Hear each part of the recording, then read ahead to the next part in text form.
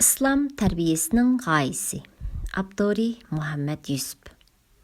İslam tərbiyəsinin asaslıq g'oyasi farzandlarning o'zini va boshqalarni baxtli qila oladigan, Alloh taoloni rozi qila oladigan, diniga, millatiga, vataniga va jami insoniyatga manfaat yetkaza oladigan, hayotlikqa to'g'ri muomala qila oladigan, yaramliq, chin musulmon qilib chiqishdan iboratdir. Çin ma'nida musulmon bo'lish, doktor bo'lishdan, injener bo'lishdan, fizika mutaxassisi bo'lishdan, biologiya mutaxassisi bo'lishdan, biror oliy hunarning ustisi bo'lishdan va jahondagi barliq narsadan oldingi o'rinda turdi.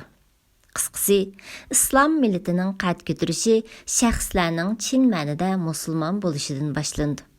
Shuningdan keyin moddiy imkoniyatlarga tayinib, o'xshash bo'lmagan sohalarda yetishib chiqish talab qilindi.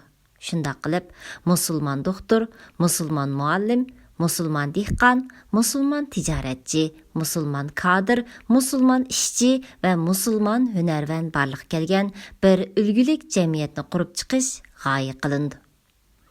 Imom Hasan al-Banna mundaq degan: Chin musulmon tepilgan yerda g'albining barliq omillari tepiladi.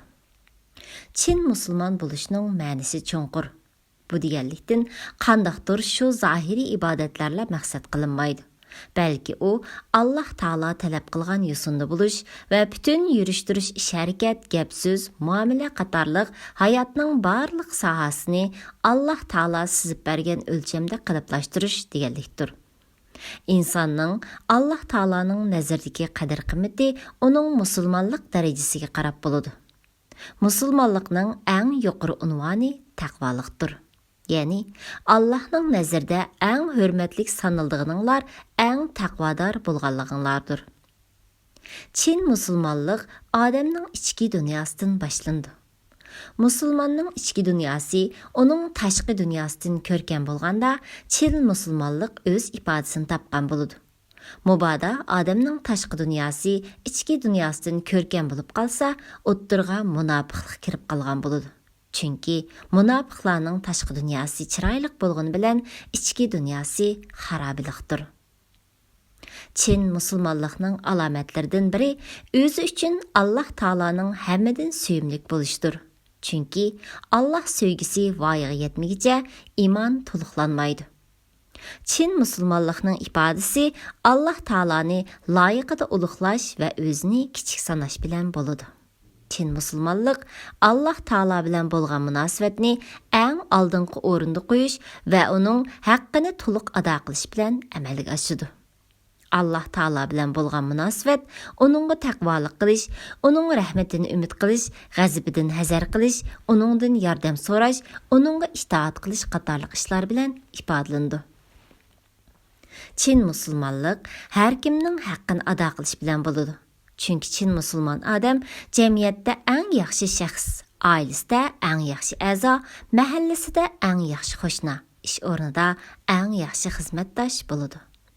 Çin musulmon odam ayoli uchun ulgulik er, bolalari uchun ulgulik ota, ota-onasi uchun ulgulik bola, qo'shnilar uchun ulgulik qo'shni, xizmatdoshlar uchun ulgulik xizmatdosh, saboqdoshlar uchun ulgulik saboqdosh bo'la oladi.